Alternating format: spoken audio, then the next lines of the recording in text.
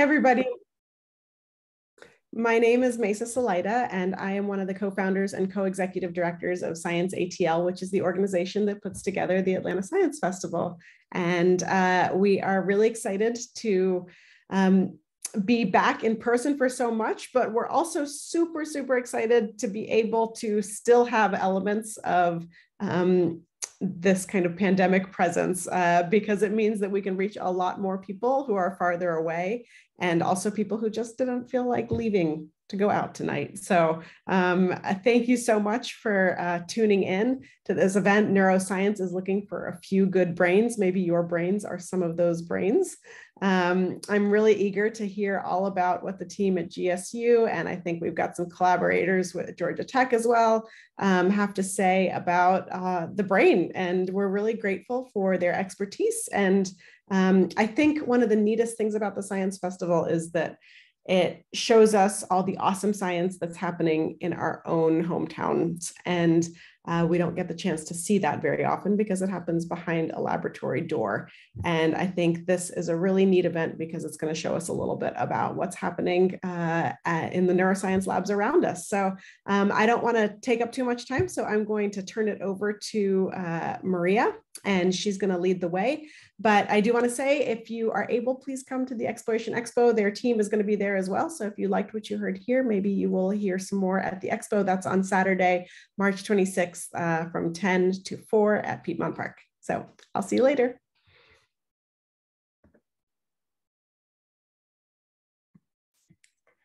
So hi, everyone. My name is Maria Mashura. I'm the communications manager for the Center for Translational Research in Neuroimaging and Data Science. And I'm here to present the video as well as help moderate some of the Q&A. The way that this is going to work is that there's going to be a video that we're going to show, and then at the end there's going to be a Q&A, and you can feel free to put your questions either in the Q&A or in the chat. So I will go ahead and share my screen.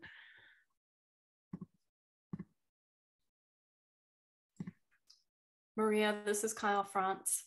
There is already a question, Megan Divins. A hand raised anyway. You might ask if that's on purpose.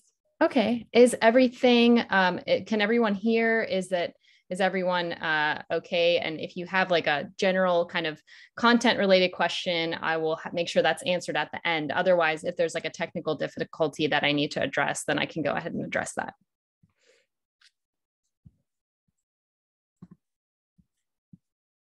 Okay.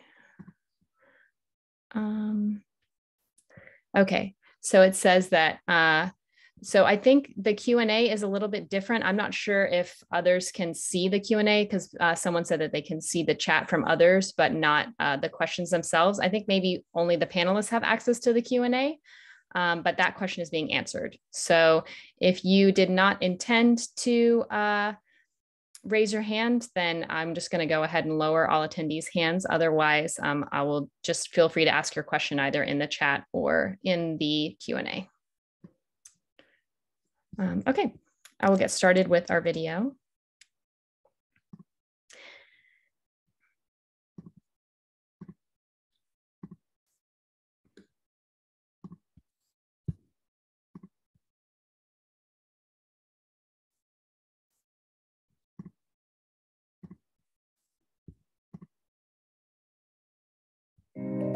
Welcome to a tour of the Georgia State University and Georgia Institute of Technology Joint Center for Advanced Brain Imaging. This event is sponsored by the Tri-Institutional Center for Translational Research in Neuroimaging and Data Science, or the TREND Center. We are a collaborative research center that combines expertise across Georgia State University, the Georgia Institute of Technology, and Emory University. Find out more about our research at trendcenter.org. This event was also sponsored by Brain Awareness Week via the Dana Foundation. Hello, my name is Dr. Nikki Arrington. I am the Supervisor of Research Operations here at the Georgia State University, Georgia Institute of Technology Joint Center for Advanced Brain Imaging, better known as CABI. At CABI, we seek to advance scientific discovery and theoretical innovation in brain science by providing cutting-edge neuroimaging, non-invasive brain stimulation, and analytics tools through multi-institutional collaboration. Our research facility allows scientists to collect neuroimaging data to answer their research questions. But you might be wondering, what is a neuroimage? And how do you collect this type of data? Hopefully, by the end of this video, you will have the answer to these questions and more. The word neuro means relating to the nerves or the nervous system and the brain. So a neuroimage is a picture of the brain. But how do you take a picture of your brain when it is hidden inside your skull? Doctors and researchers both can use a very special camera called a magnetic resonance imaging or MRI scanner to take these types of images. An MRI uses powerful electromagnetic and radio frequency waves that are able to safely and painlessly penetrate below your scalp and skull to reveal different aspects of your brain's structure and function. At CABI, many researchers utilize our state-of-the-art MRI scanner to answer questions about the brain. While many people may have received an MRI scan at a hospital, CABI is a little bit different in that researchers here do not diagnose or treat disease.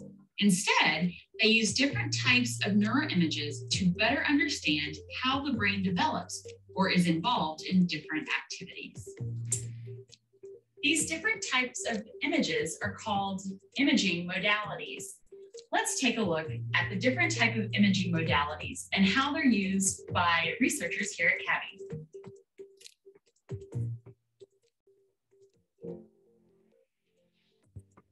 Hi, my name is Michaela Jetter, and I am a graduate student at Georgia State University, and I use structural MRI. Structural MRI provides information on the shape, size, and integrity of brain structures. Structural MRI is often used in medicine to detect brain abnormalities such as tumors or neural atrophy or cell death. In research, we can use structural MRI to look at how brain structure changes across the lifespan, compare brain structures across individuals with and without brain diseases, and determine how brain regions might grow or change if we engage in healthy brain activities, such as problem solving or exercise. In my research, I use structural MRI to answer questions about the size of different brain structures and how they impact our reading and attention abilities.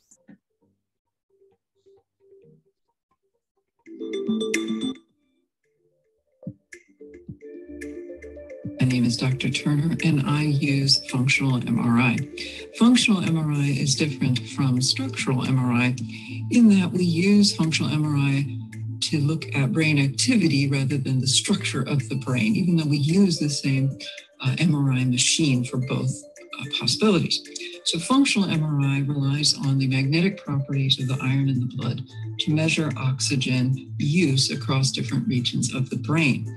It works on the fact that as neurons fire, as the brain is functioning, as neurons fire, more oxygen flows into that area, which changes the properties of the iron in the blood, and that actually makes a paramagnetic measurement or paramagnetic change that we can then measure using functional MRI. So the more a region uses oxygen, the more active it is, the more we can actually see changes over time. And by over time, we mean over the course of a few seconds. Because its use is fairly new, functional MRI is still primarily used in research, though clinically it has been used quite a lot in pre-surgical mapping. So for example, you might, if you're going to do surgery on someone to remove a brain tumor or to try to deal with an epilepsy problem, you might do all sorts of functional MRI scans first to determine what parts of the brain are likely to be affected and what cognitive processes they tend to be active during, so that you know what kinds of deficits the person may need help with as they move forward. But it is slowly being incorporated more and more into diagnosis and tracking of neural diseases and disorders that impact brain activity. And that ranges from childhood developmental issues to Alzheimer's disease and dementia, depression, neuropsychiatric disorders, you name it. In research, we can use functional MRI to look at how brain activity changes across the lifespan, how brain regions act together to support cognitive for thinking processes, emotional processes, how it changes in response to experience or treatments, etc. In my research, I use functional MRI to answer questions about why some people hear voices as they're developing schizophrenia, or why depression may look different in different groups of people across the brain, and other related questions. I hope you've enjoyed what you're finding out about the Neuroimaging Center.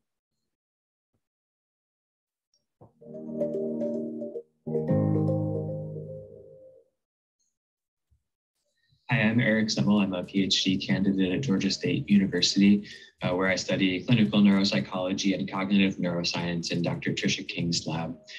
As part of my research with MRI, I've used a method called diffusion tensor imaging, which is also known as DTI. DTI is interesting because it actually lets us visualize the white matter tracts in the brain. So if you think of your brain as a computer, the white matter tracts are sort of like the wires that send information between different parts of the brain and allow different parts of the brain's gray matter to communicate with each other. So to obtain these images, DTI actually looks at water molecule diffusion throughout different parts of the brain. And that just means the movement of water molecules throughout brain tissue. White matter tracts are covered by a fatty substance called myelin, which serves as a kind of insulation. And water molecules have a hard time diffusing through this myelin to the outside of the cell. So because of this, they're more likely to move sort of up and down along the white matter tracts, along the white matter pathways, instead of going out and away from the white matter pathways. So if we look at how water moves around in the brain, we can create a picture of our brain's white matter structure because of all of this. So in my research, I've used DTI to look at the white matter in survivors of pediatric brain tumors. Brain tumor patients are at risk for differences in their white matter structure due to the presence of the tumor itself, as well as some of the life-saving treatments they get, like radiation therapy. Our goal in studying this population with DTI is to look for brain-based predictors that an individual might have more trouble thinking, remembering things, taking care of themselves, and things like that later on in life, so that we can hopefully intervene earlier and provide services and therapies that they need.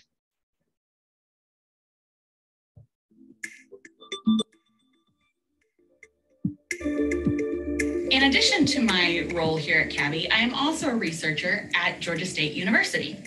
I use neuroimaging and transcranial magnetic stimulation to better understand how the brain is involved in learning to read.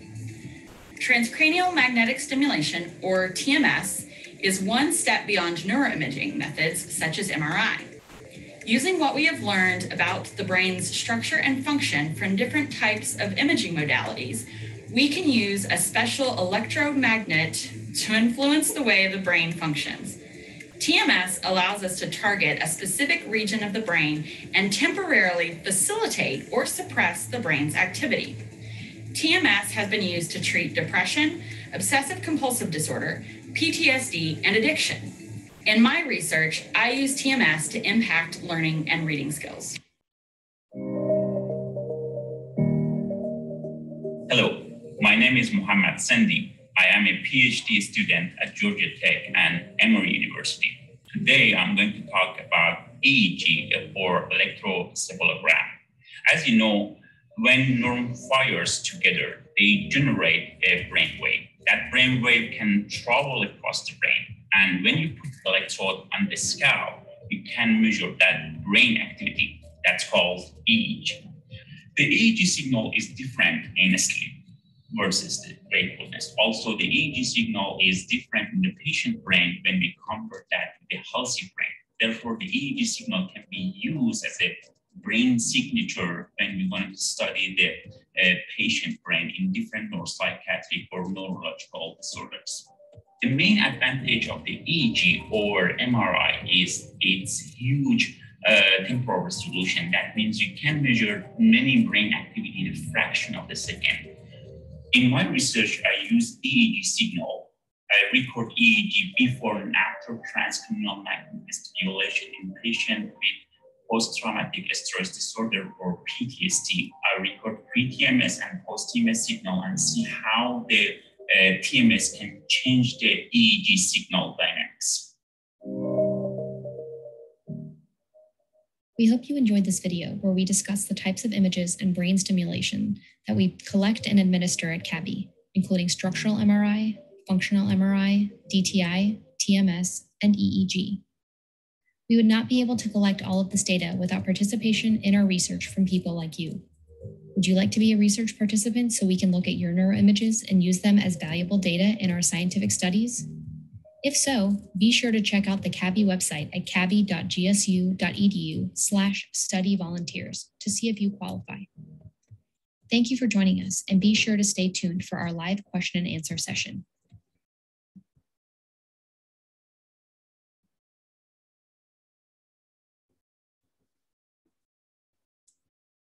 So I hope everyone enjoyed that video. I'm going to check out some, wow, we have a lot of questions in the chat, so that's fantastic. So what I would like to do first is have the panelists just unmute themselves and just quickly give an introduction of who they are and what their role is, and then we will get into the questions.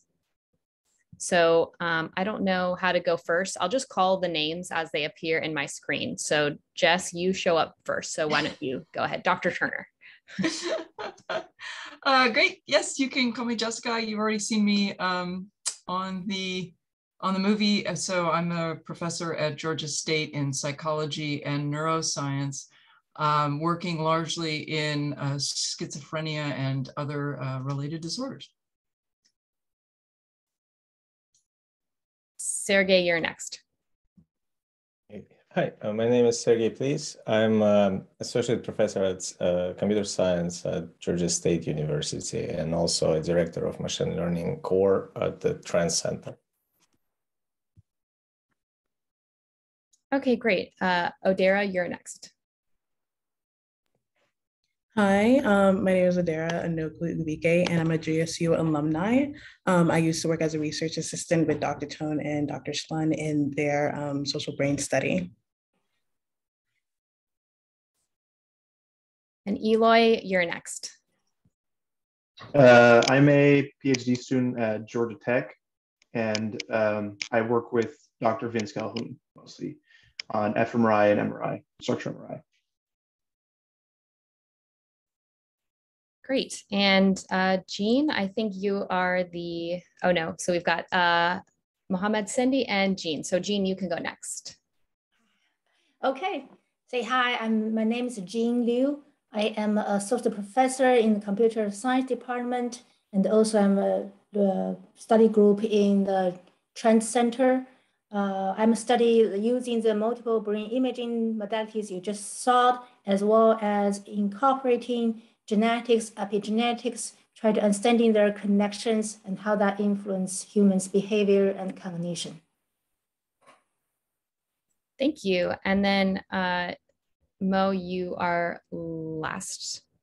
Hold on, let me. Hello, my name is Mohammed Sendi. I am a PhD student at Biomedical Engineering Department at Emory University and Georgia Tech. And I hope I am going to defend my thesis next month.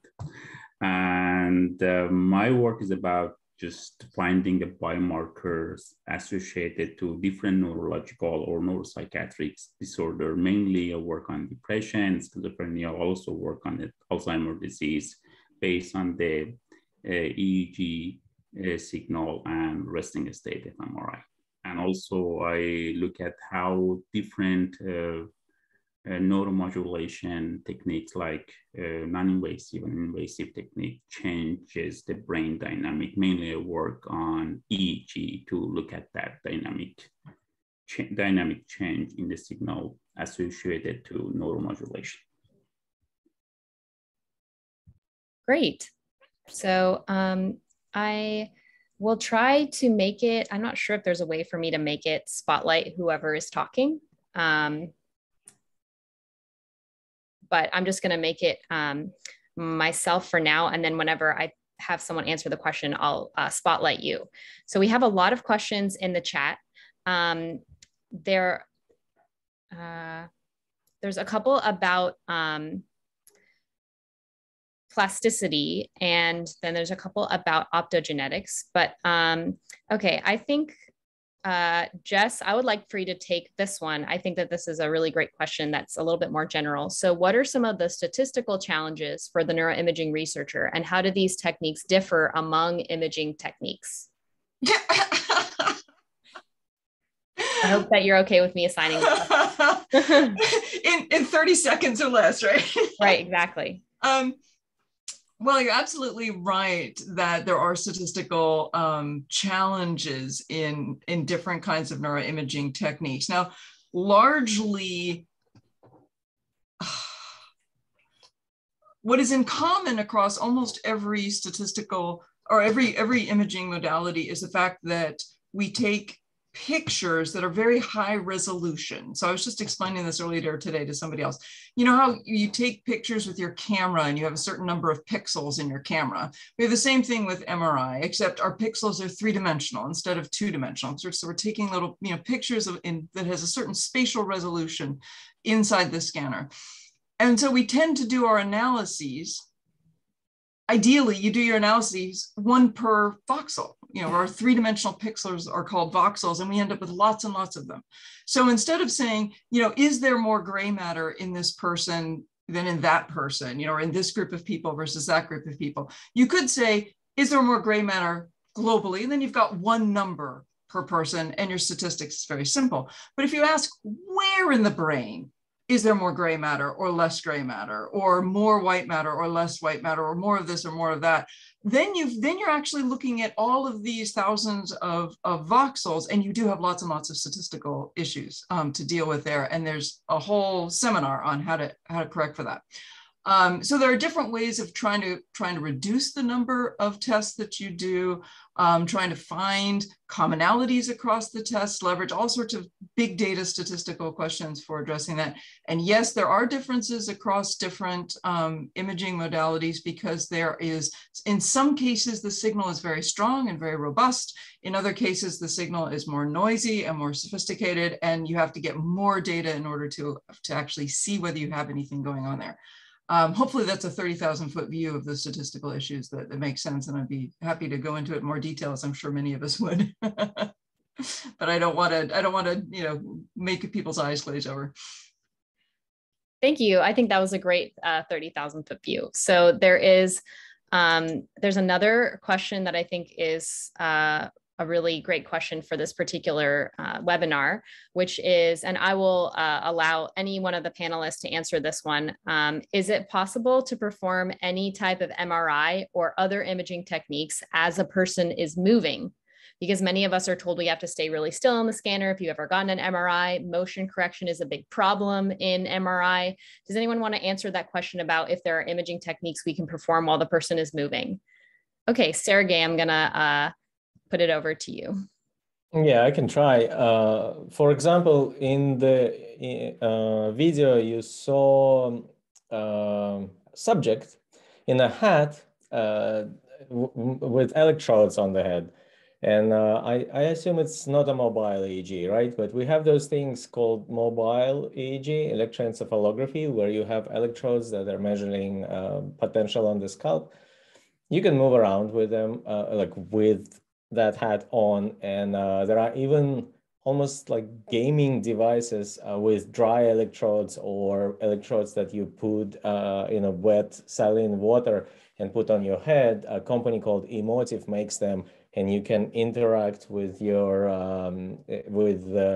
software environment via thoughts or whatever you can do there, right? Changing your polarity on the scalp. So EEG would be that one, but also magnetoencephalography. Surprisingly, people are making now. It's an amazing breakthrough. I haven't looked at magnetoencephalography for years, but since last time I looked, it's room temperature magnetoencephalography, and the hat is unlike what you saw in the video. Is not a flat, cap. It's more of a larger hat like those English guards, but still it's mobile. You can move your head, and that's also mobile. Well, but I assume you will be still confined to a room. With mobile EEG, the interesting part, you can just walk around and image person in natural environment doing something. For fMRI, I assume, but I may be wrong, don't move, just freeze, don't breathe, stop your heart, and that will really help clarity of the signal. A few years ago, there were people working on mobile PET devices, literally PET hats that would, sit on your head and be able to move with you. But I don't know that they ever got it to work. But it was a great idea for PET scanning. I assume FNIRS, the near infrared, also wouldn't be sensitive, and it is close to fMRI in the sense that it measures hemodynamic response. Yeah, and I think one thing that I just want to make clear to the participants is that the modalities that we discussed today are not the only they're not the only imaging modalities. There's lots of other methods that we use to capture lots of different types of information about the brain. And we just I gave a broad overview of at least the most commonly used techniques with the Trend Center, as well as at CABI and what we like to collect. But there's many more that have a variety of uses. Can I add a few sentences on the topic? Please. Sergey talked about the emotive. Emotive is a 14-channel device. You can record with, and you can transfer data and do real-time recording to the Bluetooth and save that in the cloud.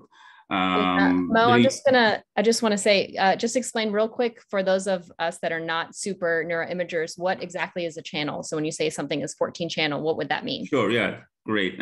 14 contact, I can say here. There is 14 contact you can put on the brain, and we are using that device emotive in one of our study, which we need to record EEG every day.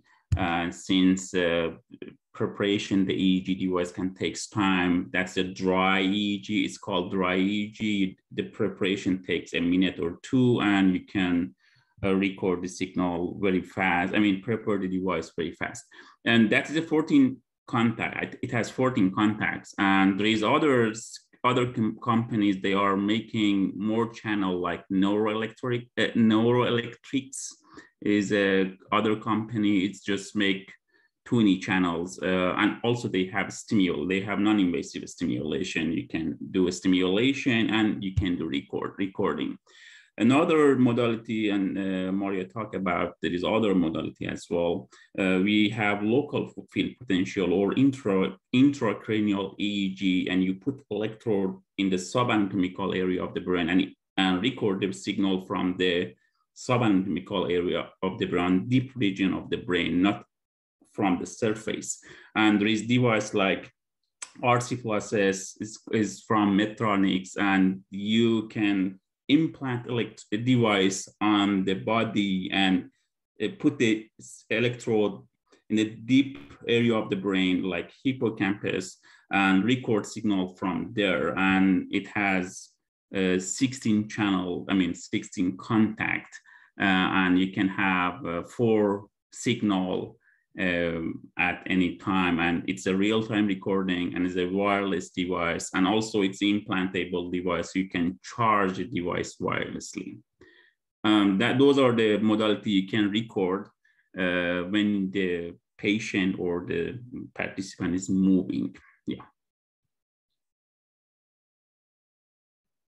Thank you so much. And so one of the other questions was, this is more of a philosophical question. What are the ethical limitations of brain scans? So are there any of you that would like to speak about the ethical limitations, or maybe the ethical considerations that you have to make when you are scanning someone?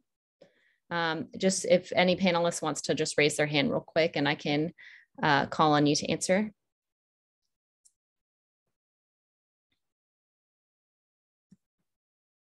Okay, I'm going to go with Odera. I'm going to let her answer this one.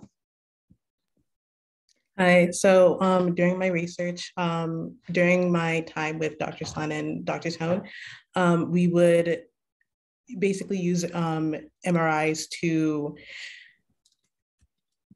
figure out how anxiety affects decision-making in social settings. And one of the ethical things that I feel like was a part of it was that we weren't able to, if we find something when looking at the imagings, we couldn't, we would tell them, however, we couldn't help them with we couldn't help them with getting an actual diagnosis. They would have to do that themselves. And they couldn't also take our reading of their brain scans as literal. They would have to go to an actual radiologist to get that done because we are not certified radiologists. And that's the ethical thing. That's the ethical limitation I think about when I'm thinking of MRIs, is that, if we do see something, we say something, but it's not like we could potentially waste their time and money if we get it wrong, but it's better to say something than not say anything and then it actually be a problem.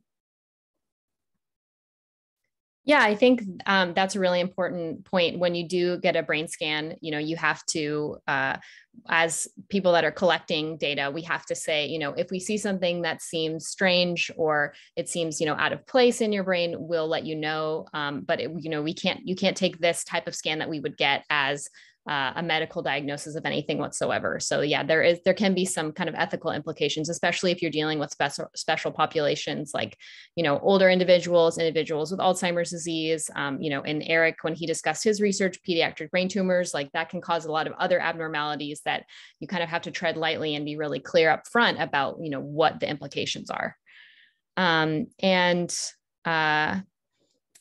Eloy had a great comment that was in the chat. And then also Jean, she would like to answer this one as well.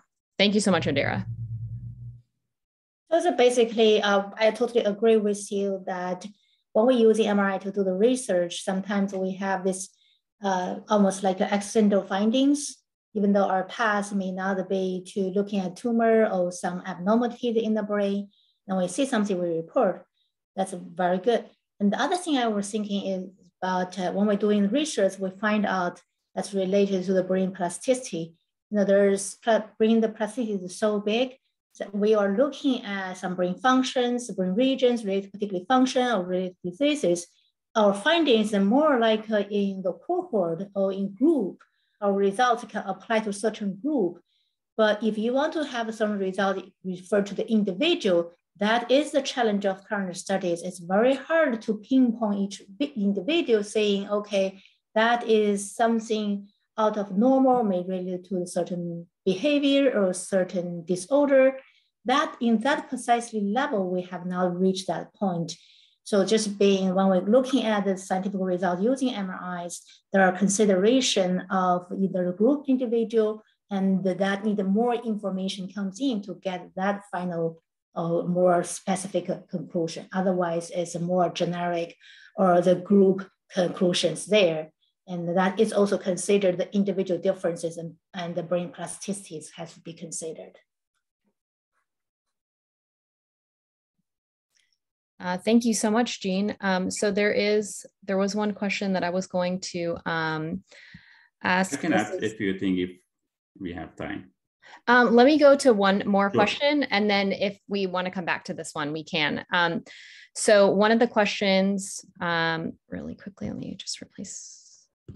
Okay, so one of the questions was, when one is researching brain activity associated with cognition or emotion, how can we make sure that what we're trying to measure in the scanner is what is an accurate representation of what we are actually trying to measure? Because, when you're in the scanner, there's a lot of things going on. You're listening to, I don't know for any of you, our participants or attendees that have had an MRI before, it can be really loud. The scanner makes a really loud noise. If we're asking someone to, think about themselves or think about happy things, how can we ask them to do that when they're hearing this loud noise and say, oh yes, this is reflective of them actually feeling happy. So how do we kind of control for that extra noise that's going on in the scanner? Who would like to speak to some of those things without, again, exactly as Jess pointed out, 30,000 foot view without going into the, particular types of head motion regressors and things like that. So make sure that it's understandable. So Jess, I'm going to let you take this one. It's very similar to, there we go, unmute myself. It's very similar to asking the question, how do we do it in any laboratory setting, right? In the real world cognitive processes, we have to isolate them in some way in order to study them experimentally. So obviously you use best practices to try to say, what am I really doing with this cognitive process? Try to look at all of the possible alternative hypotheses that might account for your findings so that you can rule them out and say, no, it really is this process or that process. So you can certainly do that. But again, you do have the very specific issues of the scanner, as you point out. It's loud, it's sometimes cold, it's sometimes dark. We do try to counteract that with headphones and making sure the person is comfortable, making sure they practice. We also can put in checks during the experiment. So if you're trying to do a mood induction, you can ask them to reflect on, we're trying to make you sad. Are you sad? It's very simple. That's not an uncommon thing to do, as well as looking at behavioral outcomes. Like if we're doing a memory kind of experiment, you would test their behavior inside and outside the scanner and see whether or not it's been affected by being in this loud, very loud environment as well. So there's a number of tests that you learn. That's why all these grad students are spending a lot of time very carefully getting into it. So I was going to ask, this is kind of a bigger question. That was a fantastic overview, Jess. I'm going to ask kind of a broader question, and Eloy, I'm hoping you can answer this because you've had some really great conversations in the chats. But for those of our panelists that are not familiar with optogenetics as a term, as we've talked about, I'm going to ask this question more broadly. So, with neuroimaging, there's a lot of things that you can't control about human behavior and human surroundings. It's, every individual has such a unique experience. It's harder, and you can't control things like you can control in a laboratory, like, manipulating genes and, using rats in experiments and things like that. Eloy, would you like to speak about some of the advantages and some of the caveats to using humans versus laboratory or animal models? Well, yeah, especially if you're talking about ethical questions, I think there's a lot more ethical questions when you're using humans, obviously. Although I think it's also very important to take ethical considerations with animals, obviously. So just to put in the light of optogenetics, I think most, if not all research, I don't think I've heard of a recent study that's done on humans with optogenetics. And one reason for that is optogenetics is a really cool technique where we can study single cells. We can basically visualize single cells. However, to be able to do that, we need to create contrast in the brain. And how we create contrast is we put a virus into the brain that changes the DNA of certain neurons. And then we can view those neurons outside of the brain. Now, obviously, that is allowed currently on rats, however, and mice. However, I don't think in the next 5 years, it'll be allowed on humans, if any time in the future, if we can take out the DNA changing part. So I know a few people that do optogenetic research, and they have similar ideas, but still, I mean, being able to study rats really, and mice and other animals, really makes us understand the brain more. And a lot of these brain regions that are active in mice and rats, the way they work, it often transfers, at least abstractly, to also how the human brain works. So if we can study these things on a cell level in animals, and then we can study it on a higher level with non-invasive things like fMRI, it's basically a sort of symbiotic relationship where it's a fusion. We can use the ideas that we get from studying these single cell techniques in animals, understand how certain substructures of the brain work, and then we can use that knowledge to also understand the higher level signals that we get from imaging techniques like fMRI. That's how I view kind of I view it very much as a symbiotic relationship where we can do some more fundamental and deep studies on animals. And for example, I think let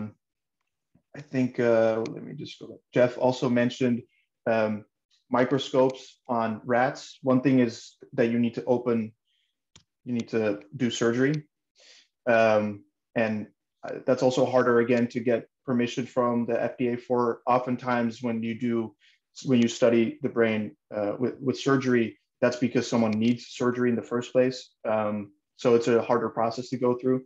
But these are very interesting ways to study the brain, obviously. It's just hard to make sure that you can't just do those studies on humans and some other animals like mammals. Great, thank you so much. So there was another question. I think, Sergey, this question is like right up your alley. So they talked about the use of artificial intelligence. And the question is, can you just speak to how artificial intelligence or machine learning is being used in neuroimaging? And I just want to also say that the types of questions that we're getting from our participants are really high level, and I really appreciate that. But also don't be afraid if you're an attendee to ask really basic questions like, I forgot what MRI stands for, or like, what's a neuron and what's the gray matter? I'm really hoping that this panel will foster some more like basic discussion as well, just as an intro to neuroimaging. But Sergey, if you want to go ahead and speak to the use of machine learning, the use of artificial intelligence in neuroimaging. Yes, I will try an easy, short answer. Of course, we do use those methods, and we can't use them directly. We need to develop and modify them to our needs. But of course, we're collecting a lot of data, and where there is a lot of data, it's very hard for a human to do anything manually. And it's very hard to, for classical statistical techniques that are strong, but hasn't been changing since, I guess, 1950s. Okay, this is already recorded, so I will provoke a lot of anger. But for machine learning, the goal of machine learning, or one of the goals, is to handle the data, and a lot of data, computationally and statistically as well. So we do use it, and we do develop new methods. It's kind of short. I mean, there's a lot of depth there. I'm not sure. I will stick to machine learning for now, because AI, I don't know what you mean by AI, and like it can mean many, many things. Unfortunately, we don't have. I need a robot who could ask, "Hey, pull out this scan that has these properties for me, and then do this, do that." But I have grad students doing this for me, so no AI. Sorry, machine learning, yes. Thank you so much, Sergey. So I think if you, I think this requires, kind of another level of differentiating between like what machine learning is and what artificial intelligence is. But Eloy had another comment about this, and I'm going to let him speak to that. I just wanted to amend my previous comment. So there are some studies on optogenetics in humans, but I think it's very little if you compare it to the other neuroimaging modalities. Generally, it's also on people that really need the optogenetic study, for example, people that have certain brain disorders. Well, I'll speak to AI as well, because I do AI research. I just saw a new question that came in. I think the way I view a lot of AI machine learning research is that we can use it to really, so we have very high dimensional data because we get these 3D brain volumes, and it's a lot of data. I think of it as a way to sort of do dimensionality reduction. Like we want to basically make sure that we learn the important parts of the data. And then when we have these important parts, we can look at, okay, what are these important parts of the data and how do they relate to certain mental disorders or brain disorders or other types of variations in the population. So that's how I view how AI/machine helps analyze neuroimaging is if we can extract some like interesting patterns. Let's say we have fMRI, so we have functional patterns over time. What are some of the patterns that are different between groups of people? And I think what's important to establish is that a lot of mental disorders, it's basically a spectrum of people, right? It's every single brain is unique and very complex, and it's very hard to do hard categorical classification. It's necessary, especially to try to treat mental disorders, but it's a very like a lot of it is very extremely complex. So I personally think it's very important to view these things on a spectrum, and then understand kind of how things vary between certain subpopulations, or just in general how things vary over a population. Great, thank you so much.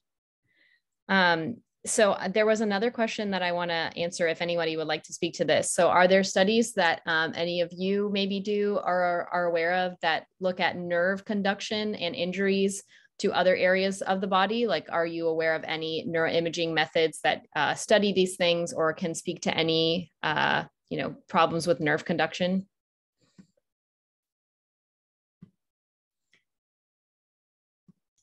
No, I used to do spinal cord injury years ago, looking at that, but we never put it together with the conduction in the human. We were just looking at what happens in the motor and sensory cortex when the spinal cord is severed by motorcycle accident usually. And Mo, do you have any? Your hand was up. Are you responding to this question, or was that a previous question? Otherwise, I'll bump it to Sergey. Okay, sure. I did have some comment for the other question, not for this question. I mean, let Sergey answer that question, and then I will talk about the other. Okay, great. Yeah, mine is just a comment that there are lesion studies that kind of may be related to the question, where people had stroke and part of the brain is dead. So it's, well, the nerves, the axons are not conducting, right? So when people do those studies with MRI, yeah. And then before we go back to the machine learning discussion, there was also someone that asked a question about any studies that we do with autism at the center. Is there anybody? I know that we have a few autism-based researchers that are not here at Trend, or that are at Trends, but not at the panel. But are there any of you that have studied ongoing studies in autism that would like to speak about what you're researching? Okay, Eloy, it looks like you're also raising your hand. I've mostly done it in the past. This is a different lab, but we were doing neurodevelopmental patterns, because especially for autism spectrum disorder, it's important to understand the path basically in childhood, because officially it should start basically before the third year. And so we were looking at what is kind of the difference in how the brain sort of like develops between people that had gotten autism spectrum disorder diagnosis basically at their, when they're very young, versus other people in the population. And we were basically looking at the trajectory of different brain volumes. We were also looking at what the sort of like direction of the effect is. So like, does having autism spectrum disorder diagnosis affect the sort of like growth of the brain, or is the growth of the brain fundamentally different for people with an autism spectrum disorder diagnosis? So a lot of those types of things, because it's also interesting with a lot of mental disorders, whether it's because of the brain is different in the first place, or having something that is partly genetic mental disorder changes the brain over time. Like while having it, your brain kind of changes more in certain ways. Yeah, I think that's a really good overview of some of the research that we're doing. And if anyone, I'm going to put my email in the chat. And if anyone would like to contact me, I would be more than happy to kind of field any more questions about some of the research that we're doing. There was another really great question. So I'm just gonna, I think maybe everyone in the panelist can, anyone that's a panelist, but I'm wondering, Jean, this one was about ADHD students and, autism and learning disability student, and like the number of how the diagnosis and number of students that have these learning disabilities and disorders has increased over the previous years. Do you want to speak to any of this? Because I know some of your research is developmental. Right. I studied ADHD for a couple of years that in terms of, I assume you're asking the percentage of the kids who have diagnosed as ADHD, that is high relatively, but there's descriptions between like European and United States, because as you know, right now, the diagnosis is based on questionnaires or interviews, the psychologist looking at the kids. So it's not really based on the brain functional structure. It's a very kind of a little bit subjective their view. So the Europeans, when they make a diagnosis, they're a little bit conserved. And then so their rate is a little bit lower than the US. US a little bit liberal or general regarding gave the diagnosis. So there's differences between like even Asian, where diagnosis rate of ADHD is low. It's not really low, it's just how you diagnose ADHD can be the difference. Okay, so that is regarding the percentage, how effective. And around 10%, 20%. So that is the high, I believe 25%. So that is the ratio you're looking at. And then of course, the study, the updated study regarding ADHD is that there's different views. One is, okay, that can be this developmental disorder. So the students or kids have the ADHD, and when they are usually on the 7, 8, 9 young age, and then you're looking at the behavior part of that students, they can grow out of that, their symptoms reduced, and the part of that will continue.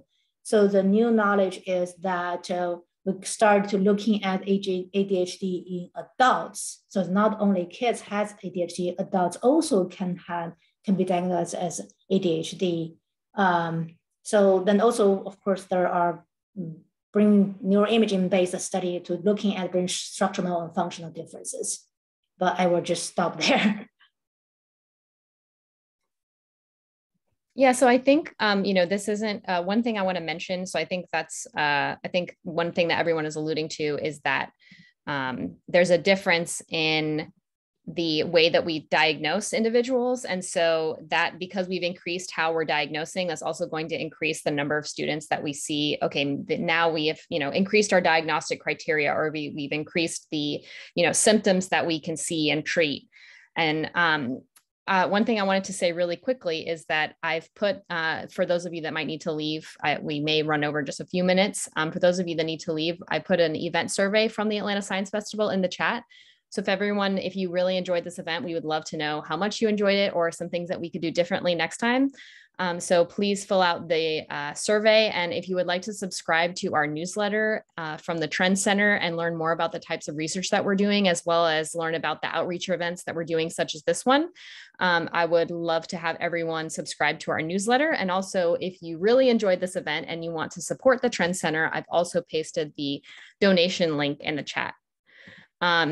One thing that I would also like to say is that this isn't my area of expertise, and I'm not a developmental researcher, but I do give a talk to schools about screen time. As a scientist, we have to learn a lot about different things, and we're having these children grow up in an era where, having a device that you hold in your hand versus having a device that's kind of external to you is, we don't really have a lot of, well-established guidelines and research about how much screen time might affect your brain. So the answer to that I would say is stay tuned, because I think this is something that's going to be a really hot topic in the coming years. And I think as we get more data and children that have kind of grown up in the era of having a handheld device and seeing how that might impact your brain function, I think we'll see a lot more research interest in that. So there are a couple of other questions that I would like to ask about really quickly. Let me see. So I'm so glad that I'm really happy to see that people are enjoying this. So that's really great. So we've done some research at the Trend Center about the effects that COVID can have on the brain. And I'm wondering if any of the researchers or the panelists here were familiar with that. If anybody who does any anxiety research would like to discuss some of that, we have done some research on that in terms of the relationship between COVID and any brain changes. Do any of you want to speak to that? We have a paper published that's looking at patients who have COVID, and also at the same time they are already in the hospital regarding due to the other brain problems. And then the study from that is, when you have some other issues, but then you have the COVID comes in at the level you need oxygen, then you're looking at after the recovery, what's the differences. Now we can say the patient who are symptoms so severe get the oxygen that dramatically or have a significant effect of the reduced gray matters. So that is saying, it's hard to say whether it's a direct effect from COVID or the secondary effect, because you get the so severe symptoms, you need oxygens, and then that will affect your brain function recovery. Yeah, so and I think sharing that paper will be something that I can do. I think that kind of research would be something that's interesting and relevant. So if you want to register for our newsletter, that's definitely something that you could read more about.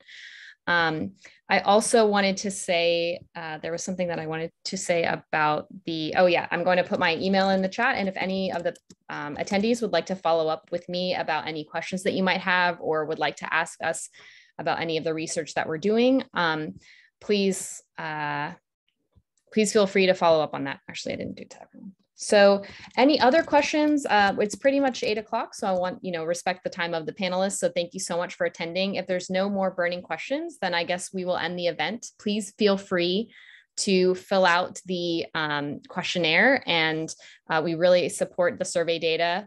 And I'm really excited that we had so much interaction with the audience. Okay, so I've also got some nice emails from people, so that's really great. So thank you so much for our panelists. Round of applause for our panelists. Thank you so much for answering and fielding some of these great questions. And I really want to give a big thank you for our attendees. You guys are asking some really high level questions, and I'm so impressed with the level of communication and response that we're getting from everyone. So thank you so much. And hopefully we'll do this again next year. So. Thank you. Thank you.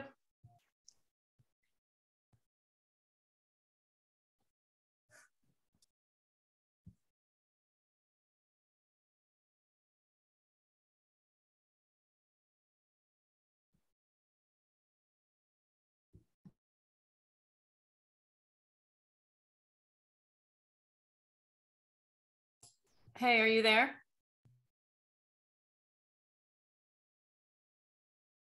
Are you still there? Yes, I'm here. Hey, I've got everything from the chat copied. I don't know if you did that too. I did not. Thank you. I copied the few emails, but thank you. Okay, just, in case we want to look back to that to summarize the types of questions or. Yes, and then like that. And then I did not write down attendance. Let me do that. So I think it was about 30, 32 at max. That's right? What I saw as well. Yes. Additional people, like not panelists. Yes. Okay. All right. I've been loving writing the date today. 22. Okay. Estimated 32 attendees with 7 panelists, including ASF organizer and Kyle.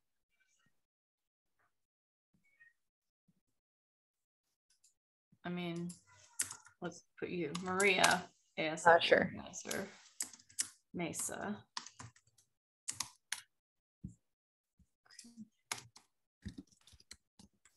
All right, and you have your list of panelists? Yes. Somewhere, you can just add it to this. Okay, I'm going to send you that. Good job. You are so good. Thank you so much. I really like this kind of stuff. And I feel like it's good to have someone, you know, I think moderating these types of things is really good, because for people that don't have a lot of experience with like talking to the public, when they start using big words, I'm like, okay, so what is this? Yeah. Yeah. It's a tough one. They did pretty well overall. And yeah, I liked how you added the note about asking any kind of question, even the most basic and things like that. Just, you know, even if nobody responded to that specifically, it may have made people feel more comfortable that they weren't having those high level questions themselves, you know, and just kind of listening in. So. Right. I'm more used to like, what does MRI mean? They were asking some pretty high level. I think this Greenspan guy kicked it off. Oh my gosh. Yeah. I'm like going to ask him I'm like, would you like to be a panelist next year? You seem to know a lot. That's great. Yeah. So that was cool. And I didn't know about optogenetics in humans. Yeah, me neither. I looked at the question, I was like, oh no, you can't do that. Like that's silly. But then maybe if they need an electrode implanted in their brain, then we're in here anyway, might as well do this. Dang. So that's crazy. It's craziness right there. Well, I'm really looking forward to Saturday. I think I have everything. I actually, 2 of my students attended the event, and I'm bringing those 2 with me on Saturday to help us set up, and so they can attend the expo together because they're friends. So 2 of my martial arts students, they're teenagers. They need to get out of their house. So I'm bringing them with me. Good. So, all right. That's great.